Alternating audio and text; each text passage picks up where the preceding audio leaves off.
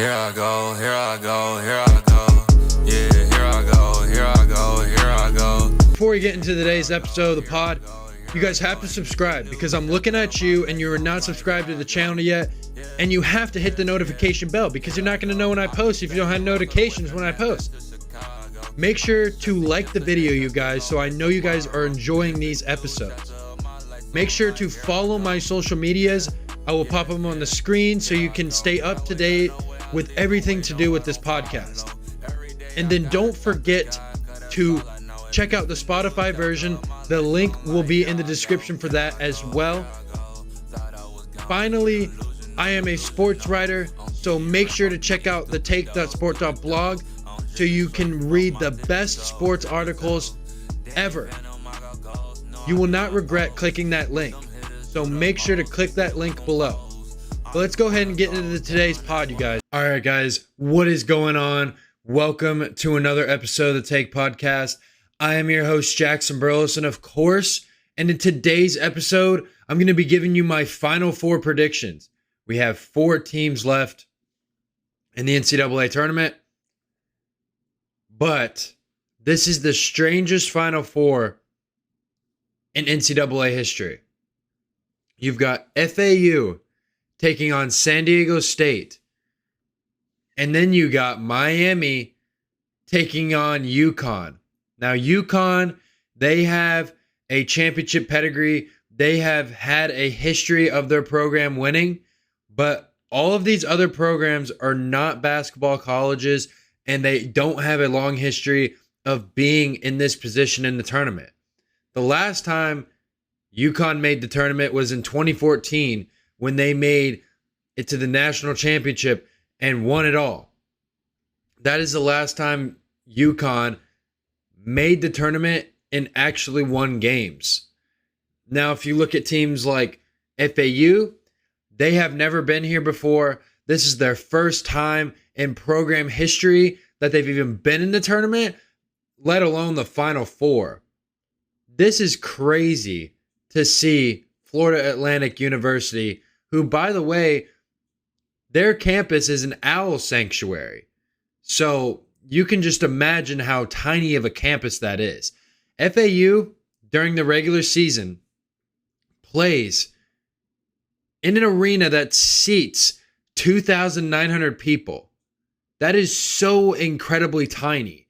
And now they're going to be playing in NRG Stadium where way more people can watch. You know how many people sit in a football stadium? 60 to 70,000 people.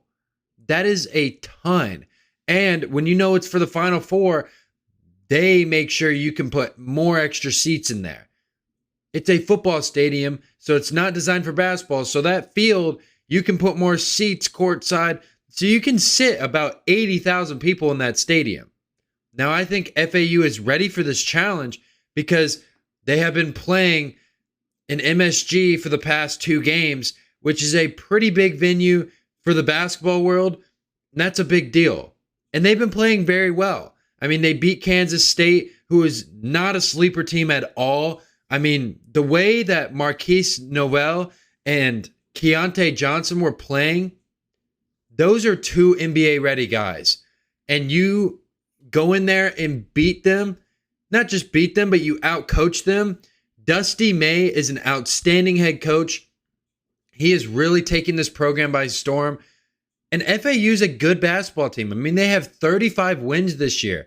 They had 32 coming into the tournament. Imagine if this team was undefeated. This team would be a number 1 seed. This team would not be slept on as much, but they're a 9 seed with 32 wins. That is something I so much overlooked while picking them for my bracket because I picked Memphis to beat them in the first round, but they absolutely just took care of business.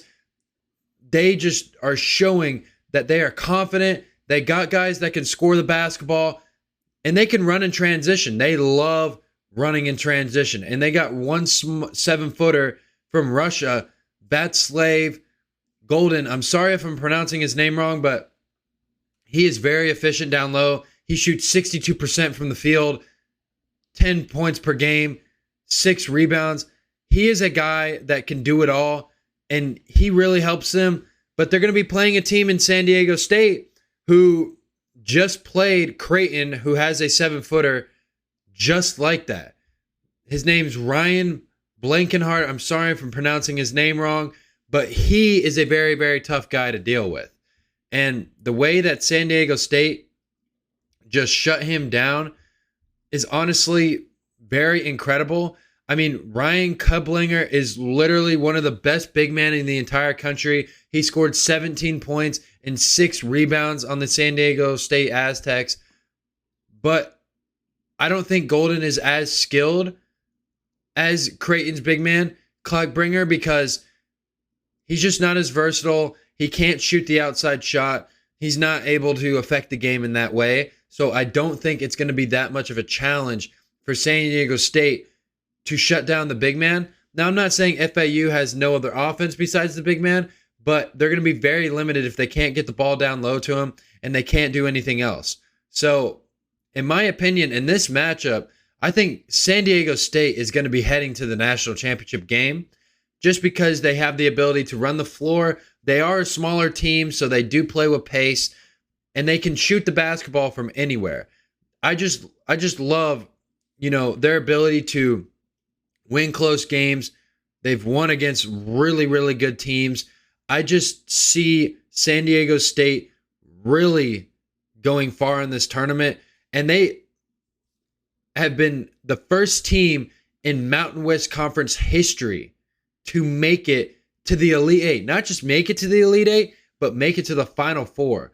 So the entire existence of the Mountain West Conference, they are the only team to make it this far in their conference. Now that's an accomplishment itself for its conference, because now the Mountain West has a team making a name for itself, which will really boost the conference in years to come. But just looking at this Final Four in general, we're going to get into Miami UConn in just a moment, but just looking at this Final Four in general, you can just see how small the gap is between mid-major colleges and major colleges. I've said this before, and that these guys who are, at smaller schools, they were overlooked in high school. Or the transfer portal has also become a very big part of what is going on, because Kansas State, they had nobody in their starting 5 that was an original Kansas State signee. All those guys in their starting lineup this year were transfers. So the transfer portal is really changing the college game, because any team can be good. Like FAU, they have a transfer from some big school. I'm trying to remember what, it'll come back to me in a second, but they have a transfer from a big time school, and you wouldn't normally see, transfers going somewhere else to a mid-major school. That is going to change the dynamic of college basketball a lot, because most of the time you would think that these big schools are automatically going to win. They've got it in the bag. Not anymore. It's changed so much from the past, because in the past, you've got teams like Duke. They've got all the top players in the country. They're going to win, or at least make it to the Elite Eight. You've got teams like Kentucky. Kentucky is not as good as FIU. That you could not say 5 years ago. You simply could not say that 5 years ago, and it's really changing. And this is the Final Four that is going to be very exciting to watch, and very just, don't know what you're going to expect. Both of these games are 50-50 games. Each team has a chance to win a national championship. They have a legit shot of actually winning this entire tournament. So it's insane to see these matchups. But let's go ahead and get into the second matchup, Miami versus UConn. Now, UConn just absolutely sucked the life out of Gonzaga. I had Gonzaga winning my entire bracket. So for them to lose, obviously was devastating for me, but the way they lost is very shocking, because They lost by like 30 points, something like that. And they were just getting outplayed in the second half. In the first half, it wasn't too bad, but UConn has got some shooters. They have got some shooters.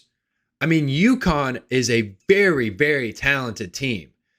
They got Jordan Hawkins, who is the best catch and shoot player in college basketball right now. Then you've got Ndamu Sindogu, who is a dominant force down low. He is so hard to stop in the paint. UConn is going to be hard to beat. But this Miami team has got the ingredients to beat UConn. I think this game is going to be the best game of the entire Final Four. Because you look at Miami, they've got ACC Player of the Year Isaiah Wong, who literally is projected to be a second-round pick. He is an unbelievable player. He can play defense. He can also score the basketball from anywhere. He shoots at a high clip. He shoots 38% from three. 38%. And he's not the only three-point shooter. That's the scary part about this Miami team. Because they also have Nigel Pack, who shoots 40% from three. Miami is a very talented team. And they were the number one team in the ACC all year long. All year long. They came into this tournament as a 5 seed. My opinion, underseeded, but they didn't do what they were supposed to do in the ACC tournament. So that's why they're undefeated. But they're showing the entire college basketball world that Miami is ready to take the next step as a college basketball program. Miami has had good teams in the past. They just haven't been able to make good runs. Like, I'm sure you guys remember, the Miami team with Shane Larkin. Shane Larkin was a very fantastic point guard. And this team reminds me of that team. So when you look at Miami, they just have a lot of guys that, can get it done for them. They don't have just one guy that needs to be at the end of games scoring the basket. They have a lot of guys that they can go to. And I really like this Miami team to come out on top against UConn. But UConn is going to be a very tough battle because they have got shooting. They have got size. They're a very good team. And Coach Hurley is an unbelievable coach. And UConn was ranked number 1 in the nation earlier in the regular season. So they're not a trash team by any means. But I think Miami's going to come out on top just because I think, the three-point shooting is going to be a little bit better, in my opinion. Even though UConn can shoot the three, I just think Miami has been playing with so much confidence. I mean, Miami against Texas in the Elite Eight, they were down the entire game until the last few minutes of the game. They were down the entire time until the last 3 minutes. And Texas is a good team. Texas has size. Texas has length. They've got great guard play. I mean, Texas is so good. Texas was the Big 12 champions. They beat the Kansas Jayhawks twice by double digits this season. That's an amazing win. And that's why I think Miami is going to win as well, because they dealt with Texas' size. And I think they're not going to have a big problem with dealing with UConn's size. So that's why I think Miami and San Diego State are going to be in the national championship game. Now, who will win that? I think Miami's going to come out on top and actually win the national championship.